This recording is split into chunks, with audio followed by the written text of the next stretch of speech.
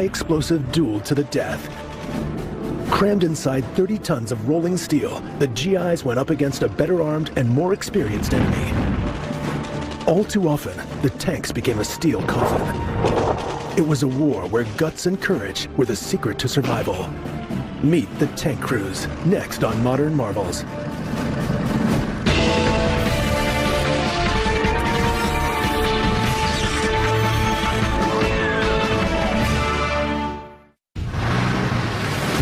The tank that put the teeth into an American armored division in World War II was known officially as Medium Tank M4.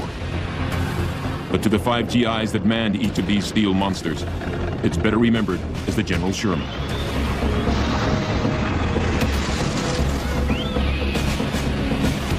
The crews hoped that their Sherman would live up to its Civil War namesake, cut a path through hostile territory, and leave in its wake a defeated enemy.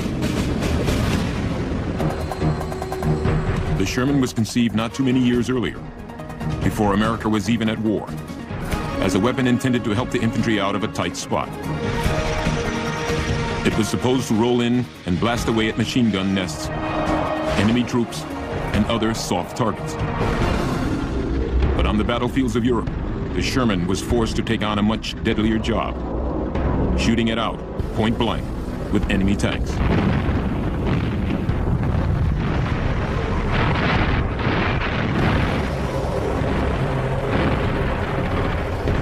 Everybody was frightened, everybody was scared, but it got built into you. You know, this is what you were going to do, and you were going to see it through, one way or another. What are you going to do? You're going to rebel and try and just refuse to get back in? You just didn't do it. Every day you would just say, man, if I can just make it through today, I got it made. But that came up every day. Every time we got into a tank, it was suicide in a sense that we could have been killed at any time, and we knew it. But at the same time, I think we all felt that we were still somewhat invincible.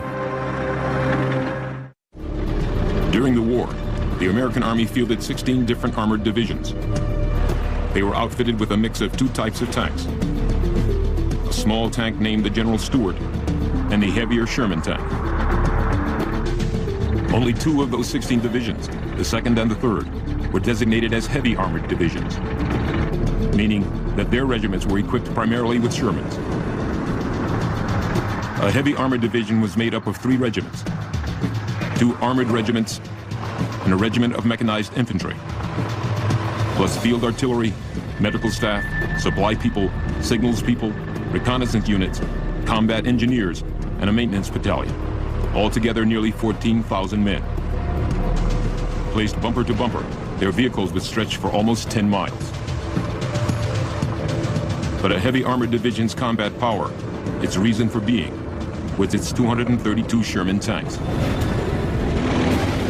The 3rd Armored Division had been formed back in the spring of 1941. In camps across the United States, the men spent almost 2 years learning the technology and the tactics of armored warfare, and how to work together as a team. Once in England, they trained for 10 more months and prepared themselves for the invasion of Europe.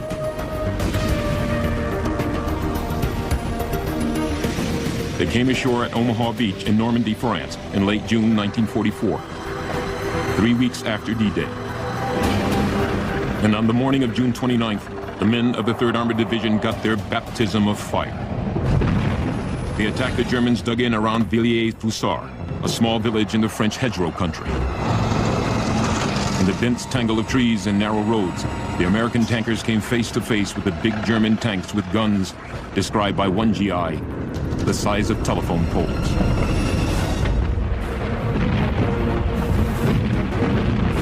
The German Mark IV and the 53-ton Mark V Panther tanks, with their high-velocity 75mm guns, made mincemeat of the Shermans. The German armor-piercing shells punched through one side of the Sherman and straight out the other. In the maelstrom of close combat, tanks were quickly knocked out, blown to pieces, or set ablaze, incinerating the trapped men. An intense artillery barrage forced the German defenders into retreat, and the Americans won the battle. But the tankers had suffered a terrific beating. Belton Cooper was a 25-year-old ordnance officer in the 3rd Armored Division, tasked with recovering and replacing the battle-damaged tanks.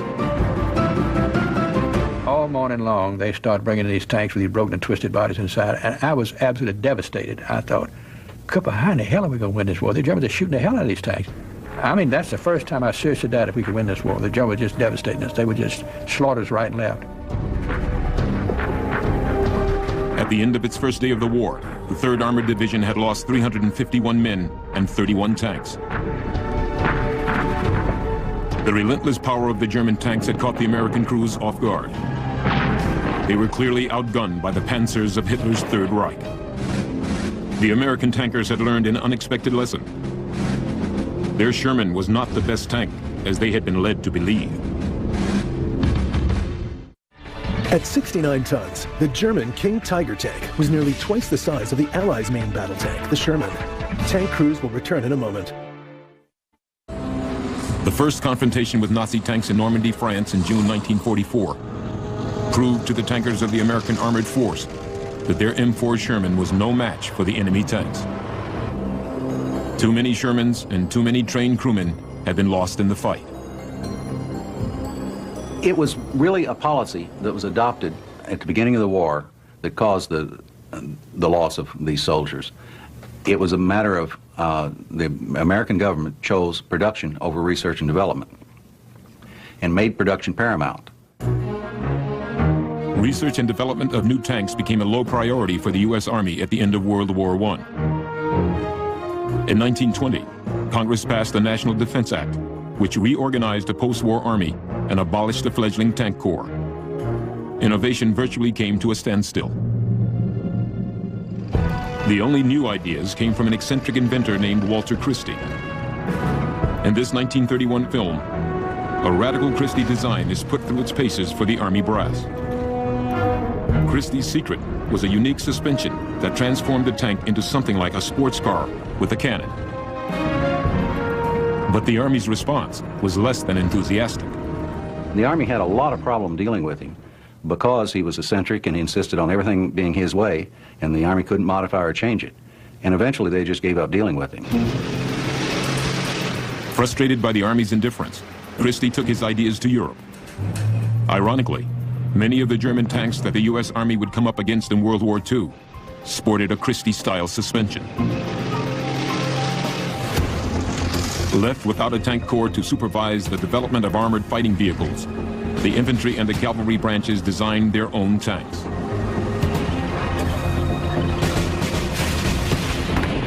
The infantry looked at tanks as weapons that should support riflemen on the assault. They needed to be maneuverable and pack a lot of firepower. In 1939, the infantry settled on a tank called the M2 Medium. It had a crew of 6, no less than 8 .30 caliber machine guns, and a short-barreled 37mm cannon in a top turret. The cavalry, on the other hand, had considered its traditional roles in scouting and pursuit, and put its money in lighter, faster tanks. They were armed with either machine guns, or in later models, a 37mm cannon.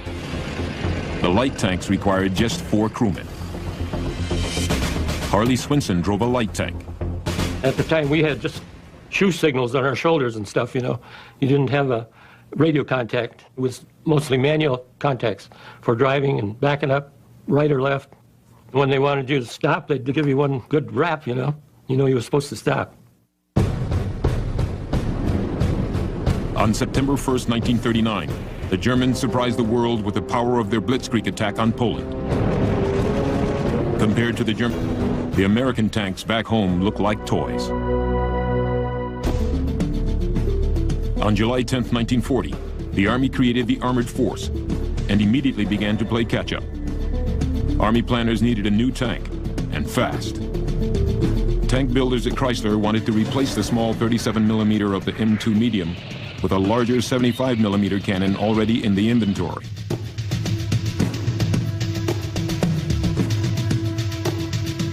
But they hadn't yet figured out how to mount that big gun in a rotating turret. So they kept the 37mm gun in the top turret and mounted the larger 75 in a sponson on the side of the tank. Called the M3 Medium, the new tank made its spectacular public debut in April 1941 at Chrysler's giant Detroit tank arsenal.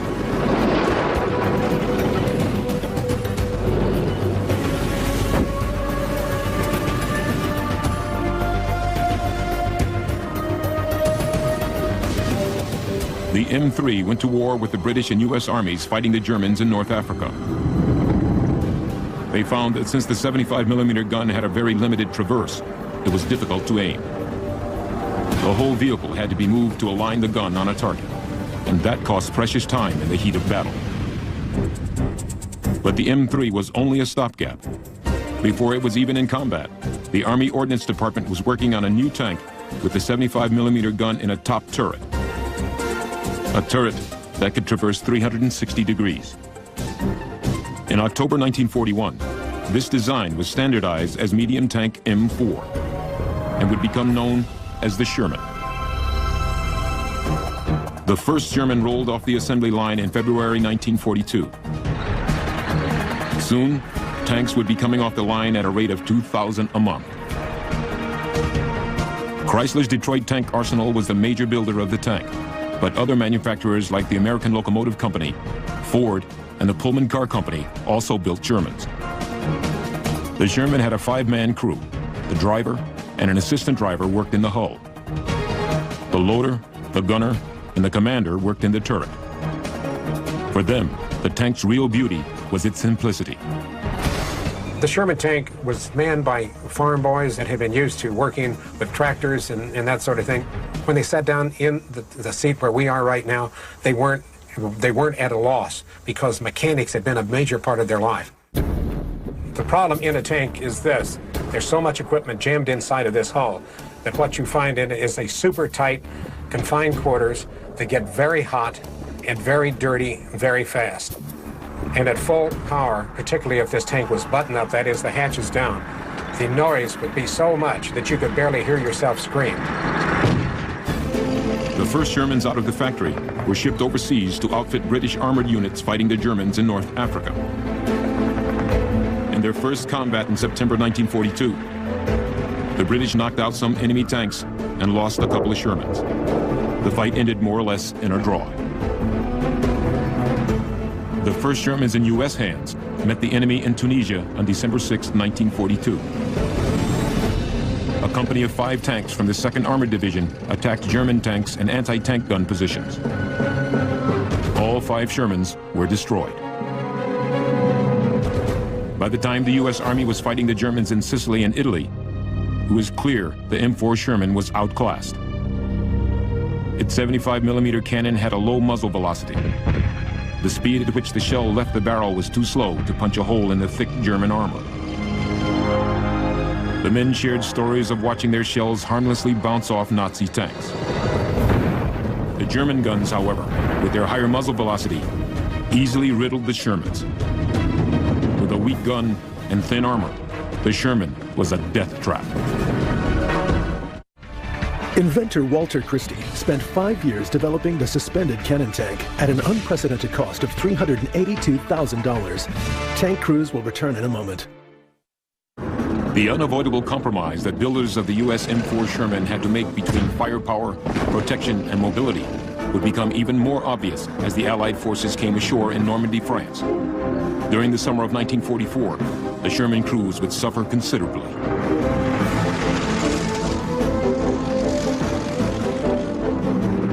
The French farm country, just inland from the D-Day invasion beaches, was a patchwork of small fields bordered by dense mounds of dirt, roots, and trees. These so-called hedgerows made perfect hiding places for the German defenders. Their weapon of choice was the Panzerfaust. This German invention fired a warhead called a shaped charge. When it hit, the energy of the explosion would focus to a point, and the hot jet would melt through the armor in a split second. In this German training film, the weapon penetrates nearly 5 inches of steel, twice the thickness of the Sherman's frontal armor. You wouldn't think with a little hole as small as that to where it went through that it could do all the damage it did inside of a tank. But when it blew out inside, it just tore up everything. The Panzerfaust was similar, but far superior to the American bazooka. It didn't have the range of the bazooka, but that didn't matter in the hedgerow country. But the most lethal anti-tank weapons in Normandy were the German Panther tanks with their high-velocity 75mm guns and the bigger Tiger tanks with 88s. July 11th, 1944 was one of the most critical days in the Battle of Normandy. The Germans launched a massive counterattack near the town of St. Lo. Sherman tanks from the 3rd Armored Division moved forward to repel the onslaught. The American tankers soon found themselves overwhelmed. Walter Stitt was 20 years old and a gunner. The lieutenant came over and ordered the tank commander to get out of the tank, said he was going to take over. And found out later the lieutenant had already lost 2 tanks that day, and this was his 3rd tank. And so he got in, and we were sitting still, and all of a sudden the platoon sergeant started yelling over the phone, said, "Lieutenant, they're shooting at you, back up, back up." Then the sergeant got him again, said, "Lieutenant, back up, back up." And I looked, and he just was paralyzed, and he reached over and he grabbed his mic button and pushed the button and said, "Driver, back up." And bang, just like that was hit, and the shell hit right in front of the gunner and killed the gunner and the tank commander both. Of course, then survival gets in. You said, "I got to get out of here and get out of here fast, because if they hit me once, they'll get me again." Chuck Miller was also 20 and a loader. This, too, was his first experience in combat. His commander and gunner were killed by a direct hit almost immediately. You shouldn't, but you just lose it all there for a minute there. You just don't know what's going on, and all you can think about is getting out of the tank. By July 16th, reinforcements had helped repel the German offensive at St. Lo. By then, the division had lost 87 tanks. Bert Close was 19. His tank company lost 12 of its 16 tanks. The strategy of sending tanks up roads one behind the other where there was no maneuverability was terrible. One way or the other, they were just sitting ducks. 23-year-old Clement Elizondo was a gunner. There were several bad mistakes made. One, we went in with no infantry. We had plenty of infantry units around, so I don't know what happened, but it was a pretty bad mistake. I was totally disgusted both with the Sherman tank and with the people who were making the decisions on how to use it. I thought, what kind of fools do they take us for? The Army had never before experienced this kind of warfare in this kind of terrain. Every day in the hedgerows, the armored warriors learned a costly lesson. If they could break out of Normandy and the tangle of hedgerows, they would hit flat, open country. Better country for maneuvering tanks. They tried by fitting a handful of Shermans with bulldozer blades.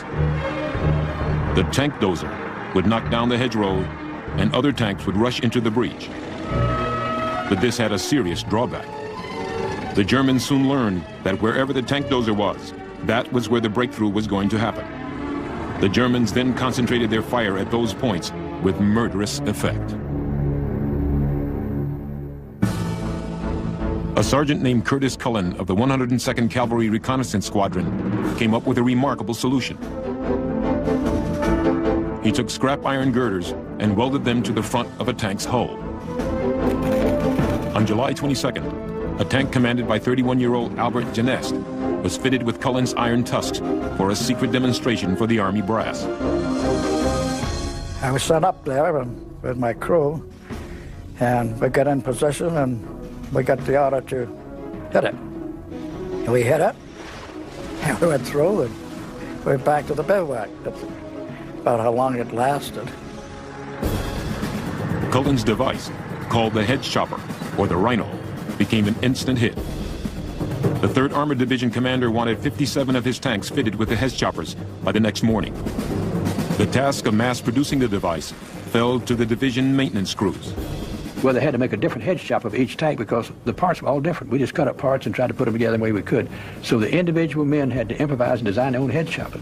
We'd have one guy cutting up the steel, one crew was fitting the steel together, another crew would come and weld it out.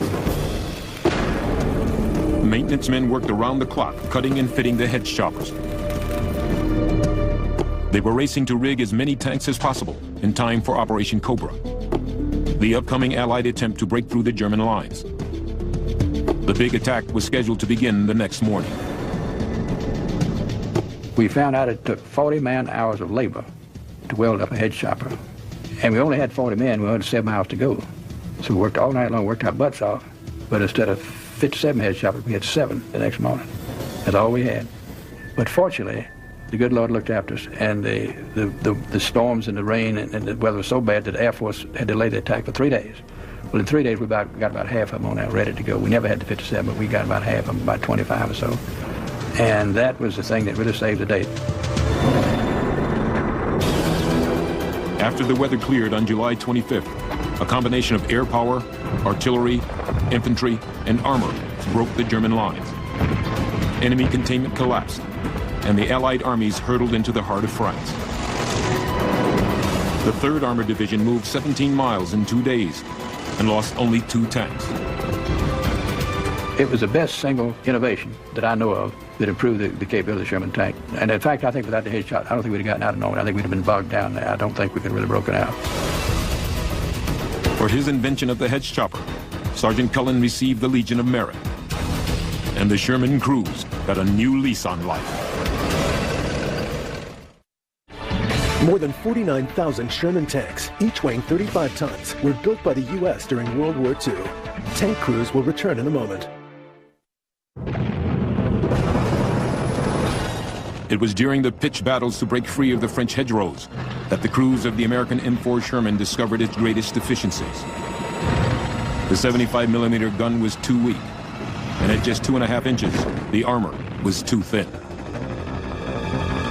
The Sherman's hull was penetrated so easily that both the enemy and the crews themselves took to calling the tank a Ronson, an allusion to the American cigarette lighter that was advertised as always lighting the first time.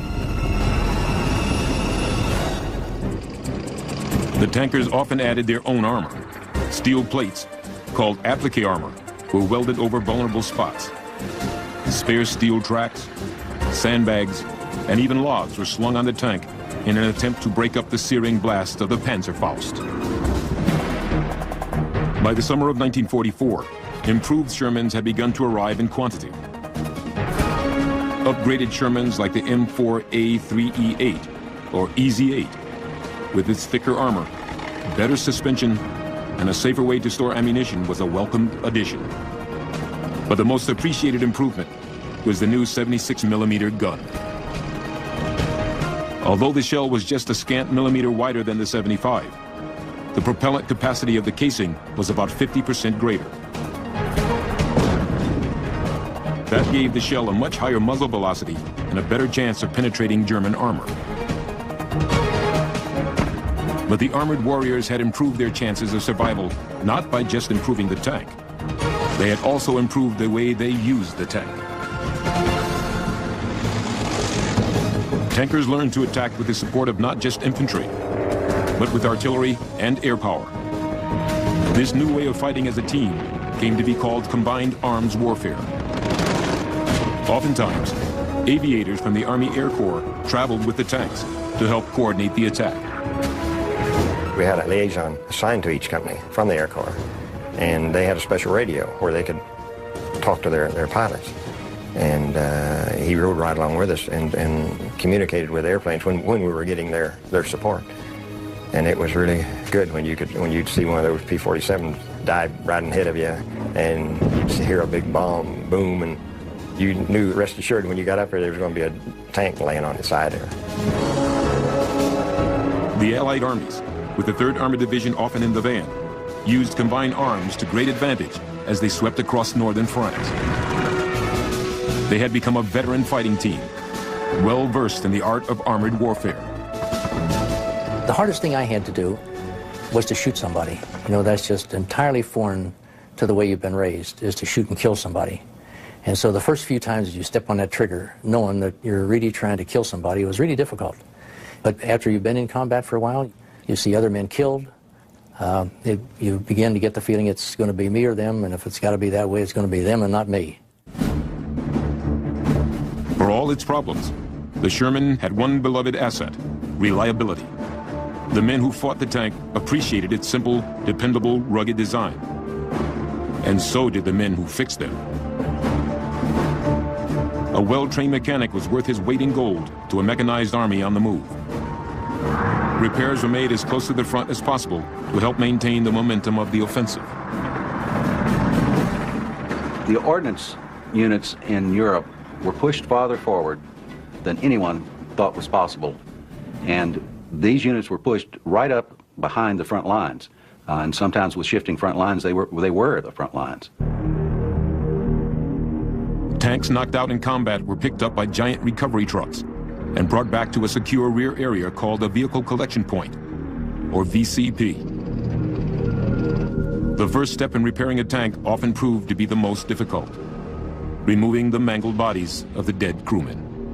These tanks were coming to that VCP, they were just shot all to hell. I mean, you couldn't believe it, and the bodies are still in there, and we had to get the bodies out. If a guy gets hit in the head just explodes, the brains and everything just go over the tank. It's horrible. The brains get all down the turret race and then the electrical wire and the harness, and you just have to rip all that stuff out and clean it out thoroughly. Then after you do that, to replace the harness and to paint the tank all over inside. And even after you paint it, there's that still faint stench of death that comes through that paint. You're not sure, but it's always there.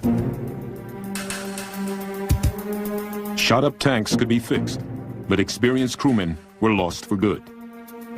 Once in combat, it became virtually impossible to get trained replacement crews. New crewmen were trained in a matter of days, sometimes not at all. I remember once getting a replacement. I asked the guy his name and got that, and I said, what kind of training did you get? He says, infantry. I said, did you go to Fort Knox? No. I says, have you been in a tank before? And he said, no. I said, oh my God. I said, what are you doing here? Well, we were lining up to move out, and so I put the kid in the assistant driver's seat. The next thing you know, a few shells came in. This kid gets hit, but not bad. In fact, I don't even know how bad it was. And he took off on me because we hadn't gone far. Took off running. I still, to this day, don't know his name. I never saw him again, and I never found out what happened, but that was war. Now, later on, we began to lose so many men that we had to operate with a three-man crew. We had a driver and a tank commander and a gunner. So then they sent down 2 truckloads of raw recruit infantrymen, brought them down, we lined them all up, said, how many of you guys have ever operated a tank? None of them have been in a tank. Some of them never seen a tank before, not close up. So we got them out there, so we took them and divided them into crews. And so we took a tank driver and 2 men, put them in a tank. We let each man fire 3 rounds apiece. That's the only training they had on that gun. That's all they had first time. And about 5 o'clock that night, we released them. And going out about 8 o'clock that night, 3 hours later, out of that 17 tanks, 15 were knocked out alongside the road. And I don't know whether any of those young guys survived or not. They had no idea what they were getting into. And I thought, how in the hell can you send these kids? But there was nobody else to send. That was it. By the end of August, the 3rd Armored Division had moved out of northern France and through the cities of Mons and Liège, Belgium, on their way to Germany. Major General Maurice Rose, 3rd Armored Commander, had pushed his division farther and faster than anyone thought possible. The autumn rains had turned the European countryside into a quagmire. The tracks had to be fitted with special extended end connectors called duck bills to help the tanks move through the mud. On September 12th, a reconnaissance platoon of the 3rd Armored had crossed from Belgium into Germany and occupied a small border town. For the first time since the Napoleonic Wars, a German town had fallen to an invading army. The soldiers of the 3rd Armored, the 2nd Armored, the 4th Infantry, and a host of other divisions wasted no time in assaulting the Siegfried Line, the complex network of German bunkers and defensive fortifications. From now on, Hitler's soldiers would be defending their home turf, and for them, no sacrifice would be too great to blunt the spearhead of the armored warriors. The U.S. Army Ordnance Department, in charge of the design and maintenance of all weapons, grew from 334 officers in 1940 to 24,000 by the time of the Normandy invasion. Tank crews will return in a moment. The American Armored and Infantry divisions cleared a path through the vaunted Siegfried Line by the fall of 1944. Even though German resistance was stiff, it looked like the Allies could end the war by Christmas.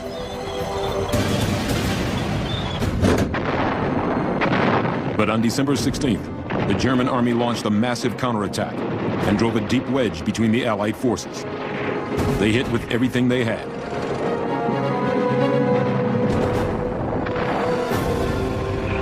The American Air Force couldn't fly in the lousy weather, and the tankers found themselves fighting for their lives. You know, you keep wondering how much longer it can go on, or am I going to get it tomorrow, or, you know, what's going to happen? You get to where it's a survival of the fittest, and if you're lucky, you make it. I think there was a time when I felt that I could have died, and that would have been all right. I wrote to my folks once when I thought maybe that time was coming, but I did tell them that they should know that if I am killed, that I got more Germans, or more Jerrys, than would ever even up by getting me.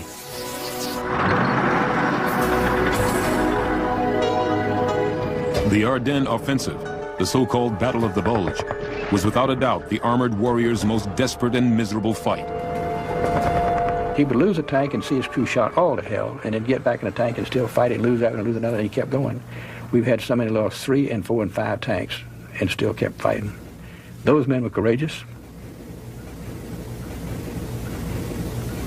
The bravest men I ever saw. They were determined to hold their ground, and with the return of clear skies, they once again enjoyed the full support of American air power. The Allies attacked, and by February 1945, the 3rd Armored Division had finally reoccupied the area around the German towns of Aachen, Stolberg, and Mausbach, the region it held before the Bulge. In mid-February, the division tankers received an answer to their prayers: the Army's first heavy tank. Called the M26 Pershing, it was a radical new design, conceived from the very start as a tank killer. Built by the Detroit and Grand Blanc tank arsenals, it was armed with an incredibly powerful 90mm gun. It had a very low silhouette, with armor up to 4.5 inches thick, and a torsion bar suspension system reminiscent of what Walter Christie had tried to get the Army to adopt more than a decade earlier. The M26 more than made up for the deficiencies of the Sherman. By the end of February, 200 Pershings had been issued to the various armored units. The 3rd Armored Division got 10 and wasted no time in putting them to use. Within a week, the new heavy tanks were leading the division to its next objective in Germany, the once grand city of Cologne. Clarence Smoyer was a gunner leading the way in one of the new Pershings. We finally moved ahead more, and I remember one of the lieutenants got on the phone and he said, "Gentlemen, I give you Cologne. Let's knock the hell out of it."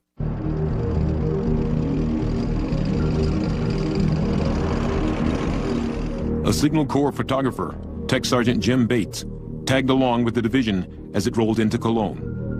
His film footage captured the extremes of the armored war, the vulnerability of the Sherman, and the power of the new Pershing. His images are some of the most dramatic and gut-wrenching of the entire war. In this shot, a Sherman has just been hit. A crewman, his foot severed in the attack, falls and bleeds to death.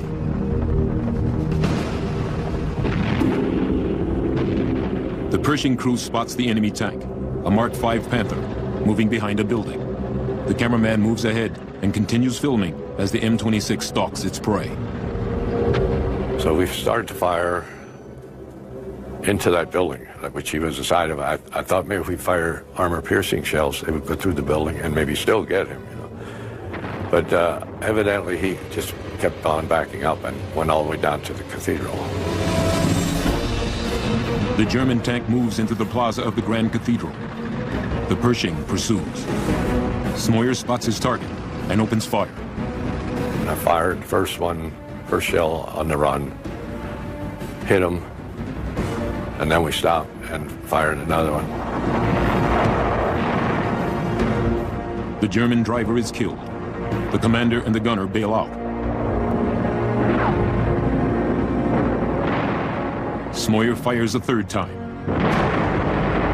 The concussion from his gun rots the camera.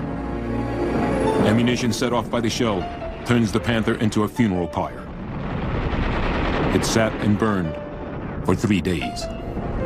I didn't go back and look at that afterward because I knew some of them died in there, and I spent a lot of time wondering if any of them survived, you know.